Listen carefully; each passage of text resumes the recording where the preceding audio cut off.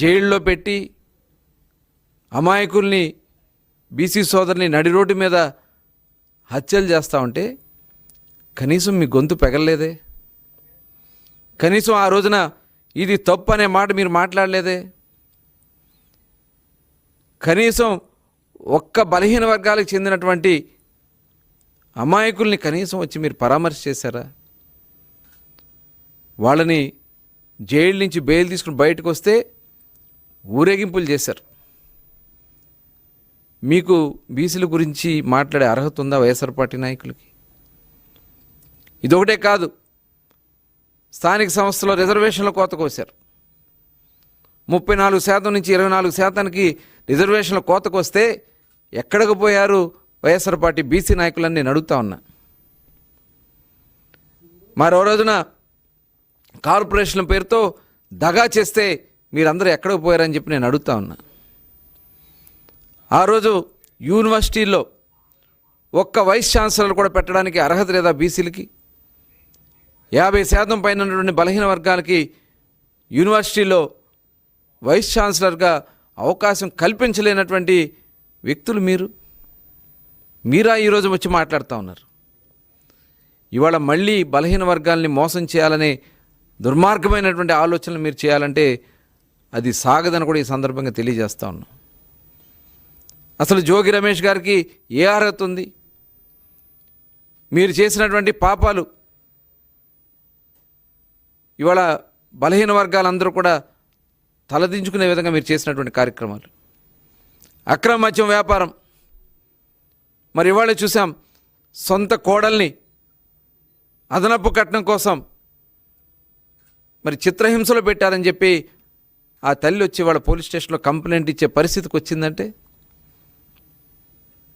మీ యొక్క నైజం, మీ యొక్క ఆలోచనలు. ఇవాళ మరొక నాయకుడు చెల్లిపోయిన వేణుగోపాల్ గారు ఆ రోజున బలహీన వర్గాల యొక్క మరి తలదించుకునే విధంగా మోకరిల్లి మరి దండాలు పెట్టావే సుబ్బారెడ్డి గారికి. మరి అవమానం కాదా అది బలహీన వర్గాలకి? అదే కాదు, ఆ రోజున జగన్మోహన్ రెడ్డి పక్కన ఒక్క బీసీ నాయకుడినన్నా మీరు కూర్చోపెట్టగలిగారా? ఢిల్లీ వెళ్తే ఆయన బంధువులు లోపల పెట్టుకుని ఆయన సమావేశం పెట్టుకున్నాడు తప్ప కనీసం ఒక్క పార్లమెంట్ సభ్యుడిని, బీసీ పార్లమెంట్ కానీ ఎస్సీ పార్లమెంట్ సభ్యులు కానీ కనీసం లోపలలో కూడా పిలవకుండా తలుపు దగ్గర నుంచో పెట్టినటువంటి పరిస్థితి ఇవాళ ఈ రాష్ట్రంలో మర్చిపోతారనుకుంటా ఉన్నారా? ఎన్ని అవమానాలు చేశారు మీరు. దాదాపు 74 మంది బలహీన వర్గాల్ని పొట్టన పెట్టుకున్నారు. కాళహస్తిలో ఒక రజక సోదరి లోకేష్ గారికి పలకరించిందని చెప్పి బడ్డీ కొట్టును పగలగొట్టి తగలబెట్టి ఇచ్చేసారు. ఇవన్నీ బలహీన వర్గాలు మర్చిపోతారనుకుంటా ఉన్నారా? ఈ రాష్ట్రంలో మీరు చేసినటువంటి అరాచకాలు మర్చిపోతారనుకుంటా ఉన్నారా? కనీసం ఆ రోజు వచ్చి మీరు ఒక్కరినన్నా మీరు పలకరించారా? అన్ని దుర్మార్గాలు జరుగుతూ ఉంటే కనీసం జగన్మోహన్ రెడ్డి దగ్గరికి వెళ్ళి చెప్పలేకపోయారా? ఇవాళ గర్జన పేరు పెట్టి ఇవాళ బలహీన వర్గాల్ని ఏదో చిచ్చు పెట్టాలని మీరు ప్రయత్నం చేస్తే అది జరగదు జగన్మోహన్ రెడ్డి గారు, అది గుర్తుపెట్టుకోండి. ఎందుకంటే ఈరోజు క్యాబినెట్లో దాదాపు 9 మంది బలహీన వర్గాలకు సంబంధించినటువంటి మంత్రులు ఇచ్చినటువంటి ఘనత ఇవాళ కూటమి ప్రభుత్వాన్ని. మరి ఆనాడు కూడా చంద్రబాబు నాయుడు గారు అతి కీలకమైనటువంటి ఫైనాన్స్ కానీ, అలాగే R&B కానీ, ఎక్సైజ్ కానీ అతి కీలకమైనటువంటి పదవులు ఆ రోజునే ఆయన బలహీన వర్గాలకు ఇచ్చి ప్రోత్సహించారు. వాళ్ళందరి మీద మీరు కేసులు కట్టారే. ఈరోజు అతి కీలకమైనటువంటి రెవెన్యూ కానీ, హెల్త్ కానీ, అగ్రికల్చర్ కానీ, మైనింగ్ అండ్ ఎక్సైజ్ కానీ ఇలాంటి అతి కీలకమైనటువంటి మరి ప్రభుత్వంలో బాధ్యతలు బలహీన వర్గాలకు ఇచ్చినటువంటి ఘనత ఈరోజు గౌరవ ముఖ్యమంత్రి చంద్రబాబు నాయుడు గారిది, అలాగే కూటమి ప్రభుత్వాన్ని. కానీ మీరేం చేశారు? ఆ నాయకుల మీద అక్రమ కేసులు కట్టించి జైల్లో పెట్టించినటువంటి చరిత్ర మీది.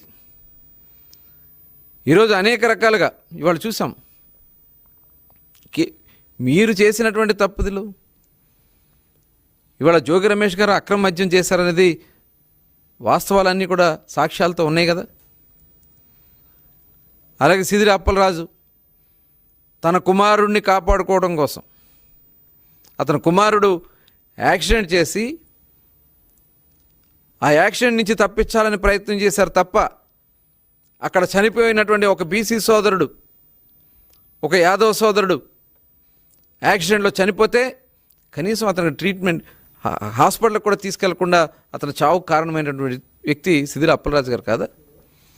కేసును కూడా తారుమారు చేయటానికి మరి అక్కడ ఉన్నటువంటి వాళ్ళ కుమారుని కాపాడుకోవడం కోసం వేరే వ్యక్తులను పెట్టి కేసుని తారుమారు చేయడానికి ప్రయత్నం చేస్తాం. అది నేరం కాదా?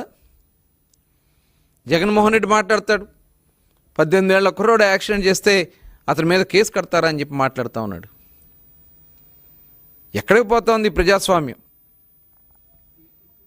ఒక దుర్మార్గమైనటువంటి ఆలోచనలతో వైఎస్ఆర్ పార్టీ నాయకులు వైషమ్యాలు రెచ్చగొట్టాలని ప్రయత్నం చేస్తూ ఉన్నారు.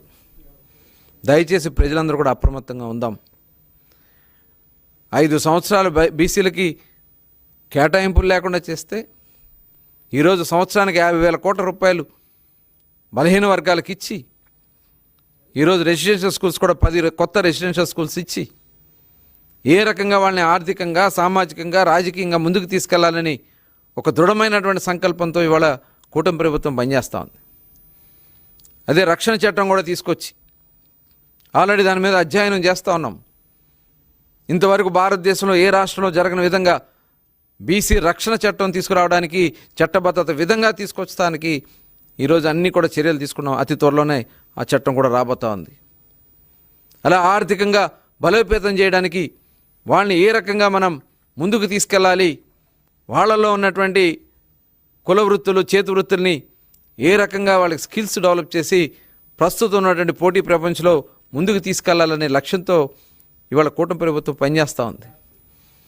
ఇవాళ చూసాం, నిన్ననే చేనేత కార్మికులకి 25,000 రూపాయలు ఎవరైతే మగ్గాలు ఉన్నాయో సోదరులందరికీ కూడా 25,000 రూపాయలు ఇవ్వడం. అలాగే 50 సంవత్సరాలకి వాళ్ళకి పెన్షన్ ఇస్తున్నాం. మత్స్యకారులకి 50 సంవత్సరాలకి పెన్షన్ ఇస్తున్నాం.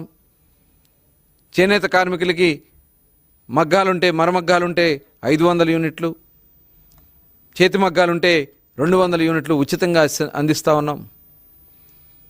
అలాగే మత్స్యకారులకి 50 సంవత్సరాలకి పెన్షను, అలాగే బ్యాన్ పీరియడ్లో 20,000 రూపాయలు చొప్పున వేట నిషేధ సమయానికి వాళ్ళకి అందిస్తూ ఉన్నాం. అలాగే గీత కార్మికులకి ఈరోజు బారుల్లో కానీ, వైన్ షాప్స్లో కానీ 10% రిజర్వేషన్ కల్పిస్తూ ఉన్నాం. అది కూడా 50% లైసెన్స్ ఫీజుకే ఈరోజు వాళ్ళని బలోపేతంగా చేయడానికి కూటమి ప్రభుత్వంలో కార్యక్రమాలు తీసుకున్నాం. అలాగే వడ్డేర సోదరులకి దగ్గర 30% మైనింగ్లో క్వారీలు వాళ్ళకి అప్పచెప్పడానికి, రోడ్ మెటల్స్ కానీ, బిల్డింగ్ మెటీరియల్కి సంబంధించి కానీ ఈరోజు పెద్ద ఎత్తున చర్యలు తీసుకుంటా ఉన్నాం. హాస్టల్స్ అన్నీ కూడా పునర్నిర్మాణం చేసుకుంటా ఉన్నాం. అక్కడక్కడ వాళ్ళకి వాటర్ ప్లాంట్స్ కానీ, వాళ్ళకి మౌలిక వసతులు కల్పించడంలో కానీ ఇవాళ రిజల్ట్ కూడా చాలా అద్భుతంగా, వాళ్ళ పిల్లలు కూడా చదువుకుని చాలా ముందుకు వస్తూ ఉన్నారు. మీ 5 ఏళ్ల పాలనలో అనగదొక్కితే ఈరోజు మళ్ళీ ఆ బలహీన వర్గాలకి ఒక అండా దండగా ఈ ప్రభుత్వం ఉంటూ ముందుకు తీసుకెళ్తా ఉంటే ఈరోజు కుట్రల పనే కార్యక్రమాలకి గర్జన పేరుతో కుట్రలు చేస్తున్నటువంటి